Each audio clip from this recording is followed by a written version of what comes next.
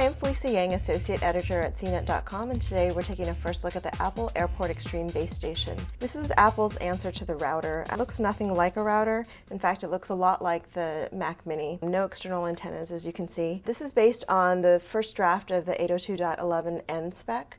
Apple is one of the latest vendors to release this one. If we take a look at it on the front, we just have one light that indicates power and whether it's connected correctly. And then if we flip to the back, you'll see that there's one WAN port, 3 LAN ports, and a USB port. Apple is different from other vendors in that other vendors generally offer 4 LAN ports on the back and don't offer this USB port. And you can use the USB port to connect a printer or a hard drive to be networked, which is a really great option. And one thing we found that's a shortcoming on this one is that it offers no gigabit Ethernet ports, which is too bad because a lot of the most recent Macs do offer gigabit Ethernet. Another nice feature about this is that Apple supports both 2.4 gigahertz and 5 gigahertz bands, which is great if you have a lot of interference on your 2.4 gig network.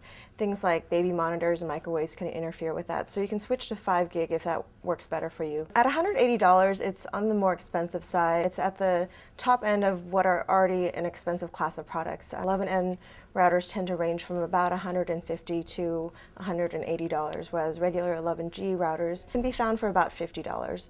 So you have to make sure you're ready for this if you're going to spend that kind of money. It's also worth noting that the 11n spec hasn't been finalized yet.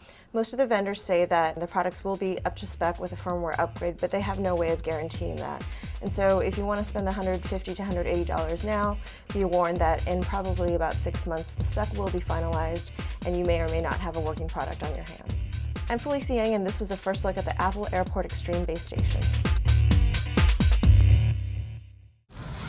For more video like this, go to CNET.com and click on CNET TV.